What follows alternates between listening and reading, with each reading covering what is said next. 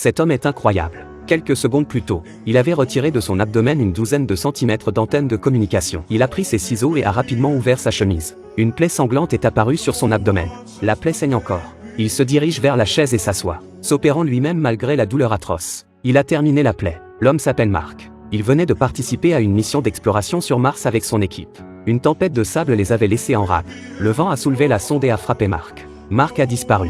L'équipe n'a pas pu venir à la rescousse. Le capitaine a deviné qu'il avait disparu. Alors lui et son équipe ont choisi de revenir. Lorsque Mark s'est réveillé, son instinct de survie l'a ramené dans sa cabane. Il a survécu et a commencé à documenter sa routine de survie martienne. Il se rend compte qu'il faudra au moins 4 ans pour que les secours arrivent. La première chose à laquelle pense Mark est la nourriture. La nourriture contenue dans le module d'habitation est à peine suffisante pour 300 jours. Que va-t-il faire du reste de ses jours? Mark a eu une idée après une pause aux toilettes. Il s'est souvenu qu'il était aussi botaniste. Mark a trouvé quelques sacs de pommes de terre dans le module d'habitation. Il a ramassé ses excréments et ceux de ses coéquipiers et a creusé un peu de terre. Il a ensuite construit une serre à l'intérieur du module. Après avoir enterré les pommes de terre, il s'est rendu compte que l'espace était trop grand et qu'il n'y avait pas assez d'eau. Il a pensé que la réaction entre l'hydrogène et l'oxygène produirait de l'eau. Une fois l'installation prête, Mark a allumé avec précaution le gaz d'hydrogène. Au moment où l'eau a coulé, il a poussé un cri de joie. La seconde suivante, le réacteur a explosé devant lui. Il n'a pas compté la quantité de gaz qu'il a expiré. Il était bien préparé et a poursuivi son expérience. Cette fois-ci, il a obtenu un hangar rempli d'eau. Le 54e jour solaire, de nouvelles pousses ont émergé du sol. Cela enthousiasma Mark. À cette époque, des gens très éloignés sur Terre se souvenaient encore de son sacrifice. Comment survivre sur une planète Mars désertique? Il a pensé au reste d'excréments de ses coéquipiers. Il a mélangé ses excréments à de la terre martienne et a utilisé une réaction chimique pour créer de l'eau. Il a survécu pendant 50 jours en cultivant des pommes de terre. La vie sur Mars se passait bien. La prochaine étape pour Mark était d'entrer en contact avec la Terre. Mark a calculé que dans 4 ans, le vaisseau de sauvetage arriverait à un cratère. Il tente de s'y rendre avec son rover. Il découvre rapidement que la température à la surface de Mars chute considérablement la nuit. Mark a dû allumer les radiateurs pour lutter contre les basses températures. La capacité limitée de la batterie du rover ne lui permettra pas de tenir toute la journée. Il a de nouveau sorti le réacteur nucléaire. Il peut générer de la chaleur grâce à la désintégration nucléaire. Mark a emballé la machine dans du papier d'aluminium et l'a mise dans la voiture. La série d'activités de surface de Mark a également attiré l'attention de la NASA. Les gens ont commencé à se rendre compte que Mark était peut-être encore en vie. Il l'observe à l'aide de caméras satellites et s'interroge sur ses pensées. Le 109e jour solaire, Mark conduit le rover et déterre l'appareil de communication. L'explorer. Il le répare. L'équipement de communication était ancien et ne comportait qu'une seule caméra rotative. La caméra était capable de transmettre des images à haute latence, mais ne pouvait pas communiquer avec le sol en temps réel. Mark a installé 16 signes pour représenter le système hexadécimal. Il a mesuré la distance avec ses pieds et les a placés autour de la caméra selon un schéma régulier. L'agence spatiale a compris ce que Mark voulait dire. Ils ont tourné la caméra pour pointer les tuiles. Mark a ensuite enregistré les caractères correspondant à chaque rotation. C'est ainsi qu'il communique de manière simple.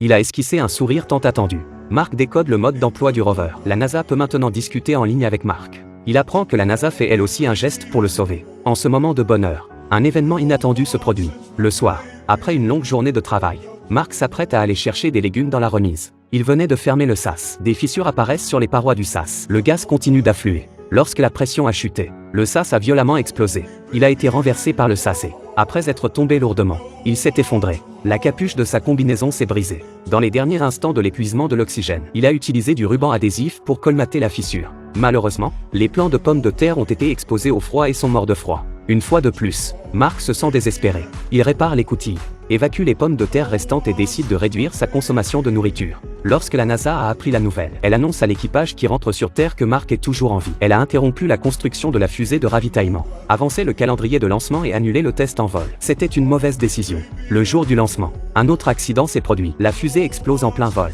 Le désespoir règne autour de tout le monde.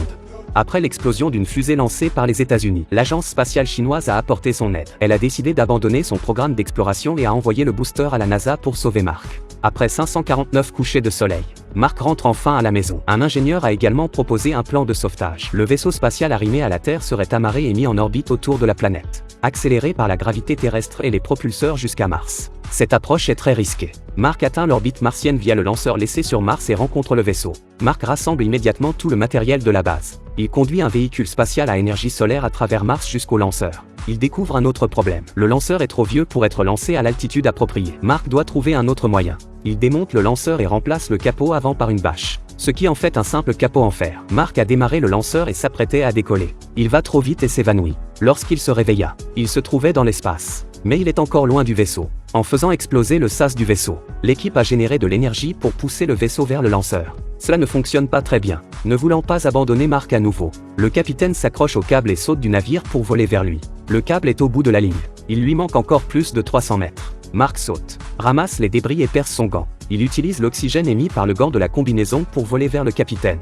Mark vole vers lui. Il réussit à reprendre espoir et revient sur Terre avec ses coéquipiers. Ce sauvetage sans précédent est enfin terminé. Le film bénéficie du soutien total de la NASA. L'équipe a cultivé des pommes de terre dans le studio. Les pommes de terre ont été cultivées et utilisées pour les scènes entièrement par leur croissance naturelle.